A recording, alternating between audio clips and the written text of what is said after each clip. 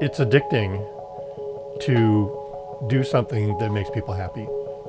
Once you have the appreciation and you see the smiles on people's faces, it makes you want to do more. And the light shows have done that tremendously.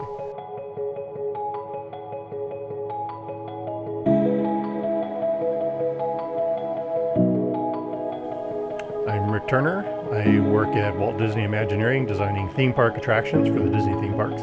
My hobbies include restoring video games and pinball machines and creating computerized light shows and interactive video game light shows.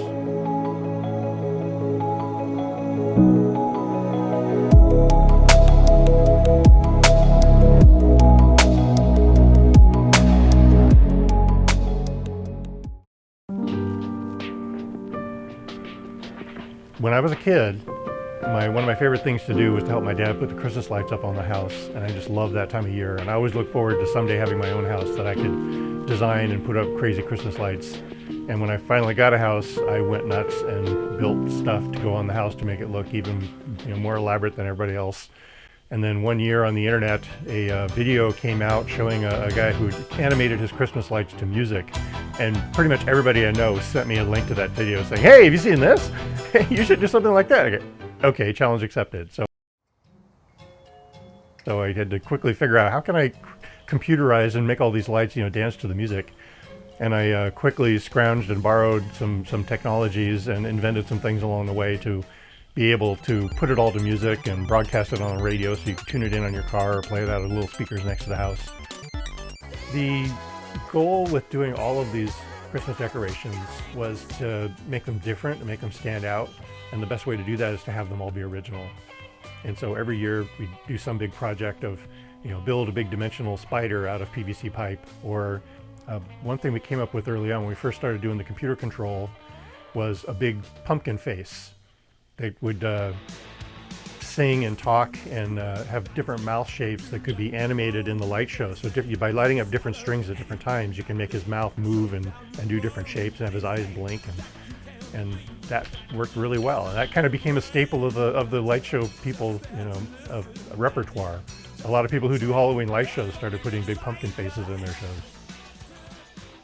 Another decoration we did is a dancing skeleton, which is laid out on chicken wire with 15 different incandescent strings with different body positions.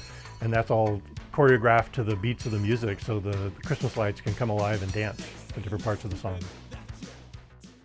And we did that for a number of years. And as soon as we managed to computerize the Christmas lights, I started thinking about the video games in the garage and saying, hey, I wonder if you could ever take the Christmas lights and turn it into asteroids or Missile Command or Centipede. What if the Christmas lights were going around and you're playing Snake on the garage door?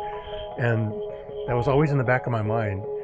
And finally, one season we figured out how to do that, and we built the Christmas Light Hero.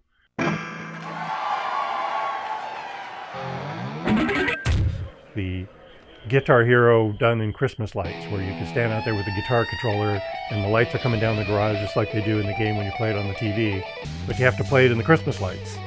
And people loved it, and it was really fun, and people told their friends, and we put a video on the internet, and it went viral, and within a couple of weeks we had over between 2 and 3 million hits on YouTube.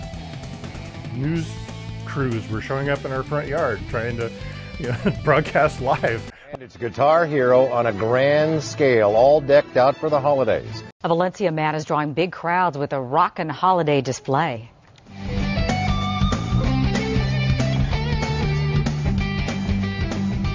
It took 21,000 lights and lots of imagination for Rick Turner to turn Christmas lights into a huge working Guitar Hero game in his front yard. This is the Christmas Light Hero. We had the idea of playing a video game in the Christmas lights, and we built it. It's just amazing. My dad has done tons of things in the past, and I think this is best. And we started getting emails and phone calls from Japan and Europe, and a buddy of mine in London says he opened up his newspaper and saw my house in his newspaper. Hey Rick, I saw your house is in my paper. It was giant. It was big. It was fun. The son thinks he's pretty cool, but trust me, that right there just put him over the top. Just for the rest of his life. Dad is the best. Absolutely, you can tell. Boy. The desire was to make something original, so we had to come up with a more elaborate computer control system that could have actual direct control over things that were happening on the screen. The very first original ones we did, we called Snowball Blaster.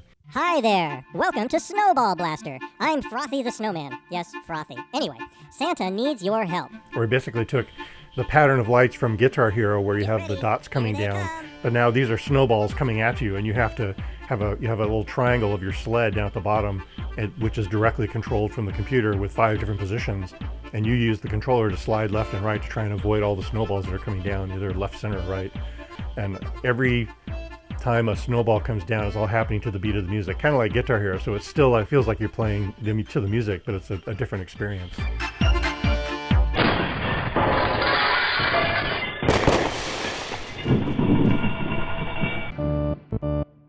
So every year we try to come up with original new games.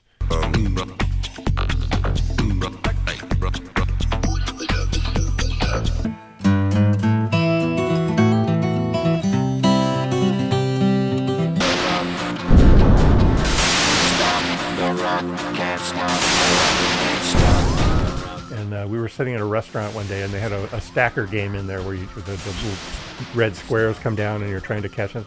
Maybe we could do something like that in the Christmas lights.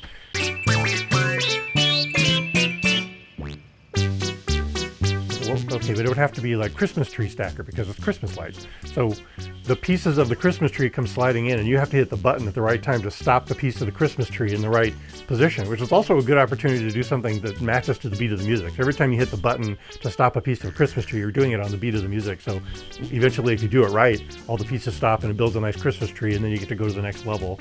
And then the levels are different, and the trees are different shape and different sizes, and sometimes they're upside down and sideways, and it gets crazier and crazier as you move along.